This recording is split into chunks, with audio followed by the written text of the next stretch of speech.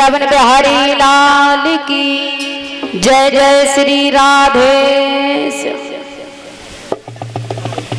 परीक्षित महाराज खड़े हो जाओ।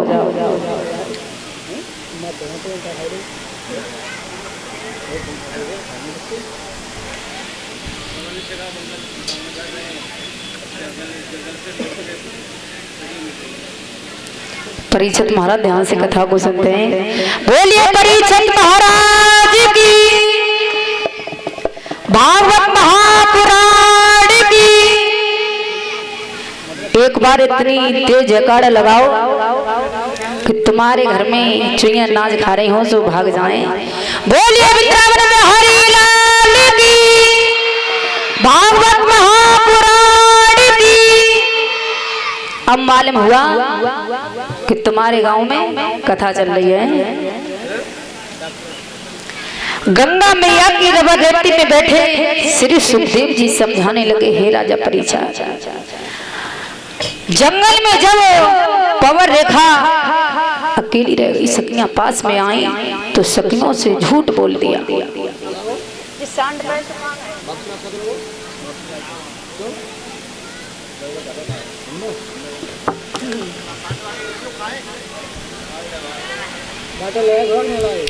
झूठ बोल दिया कि बहन काला कलूटा चांडाल एक बांदर आया, उसने मेरे गाल पर तमाचा मार दिया और मेरे श्रृंगार को उजाड़। कैसे बताएं, बता नहीं सकते। पवन रेखा मन में विचार कर रही है और सोच रही है कि अपने स्वामी से जाकर अब मैं क्या कहूंगी क्या नहीं कहूंगी, और अपने मन में विचार करने लगी। ऐसा मालूम होता है कि यहाँ पर कोई आकर के क्या हमारी परीक्षा ले रहा है। कोई बात नहीं है, यहाँ पर कोई हमारी परीक्षा को ले रहा है। पवन रेखा अपने मन में सोच रही है, महलों की तरफ चल देती है।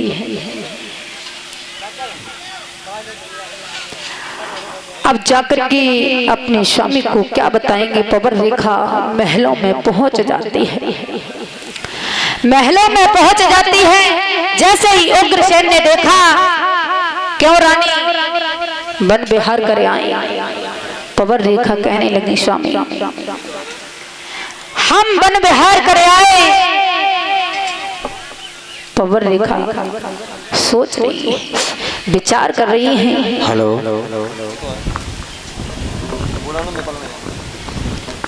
अब हम क्या करें क्या नहीं करें, वो सोच के जा रही है।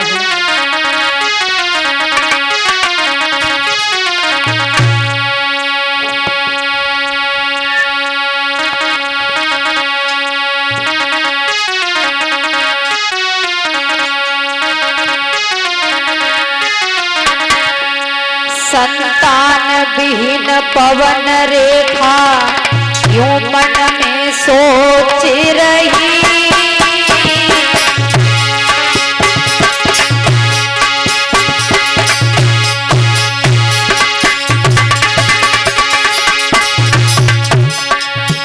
जो कुछ हुआ है साथ में उनका कर सब सोच रही।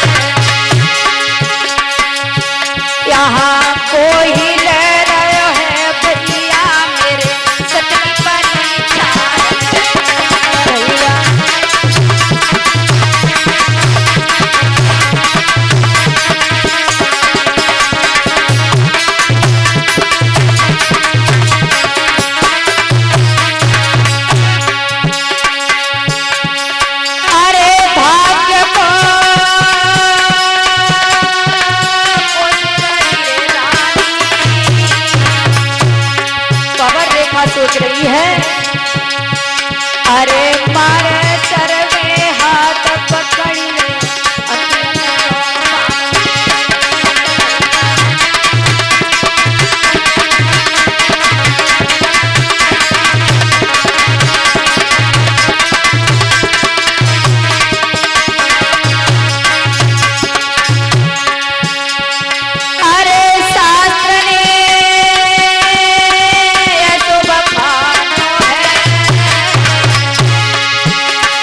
पवन रेखा सोच रही है ये शास्त्र में क्या लिख दिया। अरे होकर वो ही रहे राम ने जो तेरा को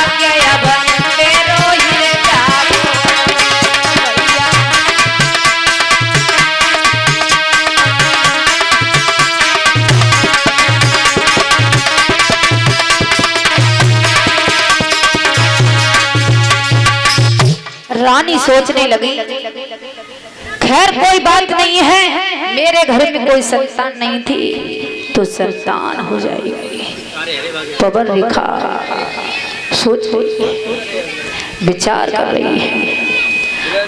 यज्ञपति महाराज 9 मास पूरे हो जाते हैं तो पवन रेखा की गर्भ से एक संतान ने जन्म लिया है।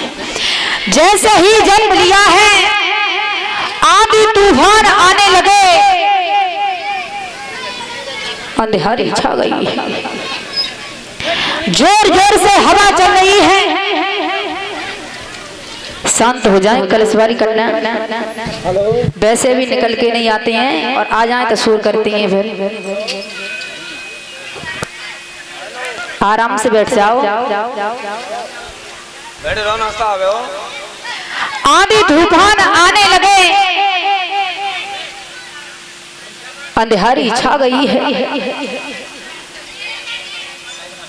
यज्ञपति महाराज वो राक्षस की संतान थी तो तैसे ही तो काम हो गए।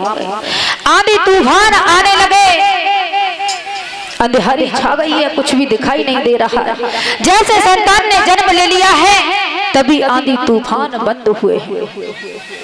पवन रेखा सोच रही कि इसने जन्म लिया है, इसे आते ही आते आंधी तूफान आने लगे, आगे को क्या होगा। आंधी तूफान आने लगे हैं और परीक्षित महाराज उसने जन्म लिया है मृगशीर्ष नक्षत्र के तीसरे सिरा चरण में जन्म लिया है और उसका नाम पड़ा है कंस। जब वेद व्यासों को बुलाया है उसका नामकरण कराया है तो उसका नाम पड़ा है कंस। यज्ञपति महाराज इधर भोजराज कंस धीरे धीरे बड़ा होने लगा है। जैसे ही बड़ा होता जा रहा है वैसे ही पाप अत्याचार करने लगा है, पाप अत्याचार करने लगा है। और कैसा वो राक्षस का पुत्र है, कैसा है कि श्रेष्ठ गुण ज्ञान जाके कंठ वेद पाणी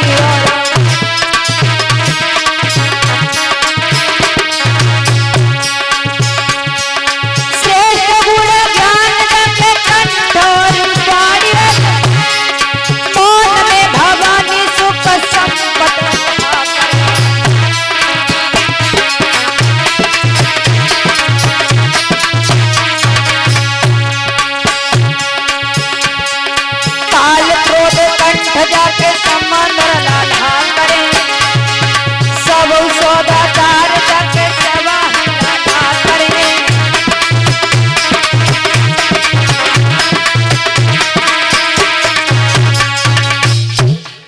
यज्ञपति महाराज भवन में पानी बहुत तेज है और क्रोध के साथ पैदा हुआ है। जैसे ही बड़ा हुआ है पाप अत्याचार करने लगा है। परीक्षित महाराज एक भजन याद आ गया, बोल दे तो सभी माताएं बहना बोलेंगी।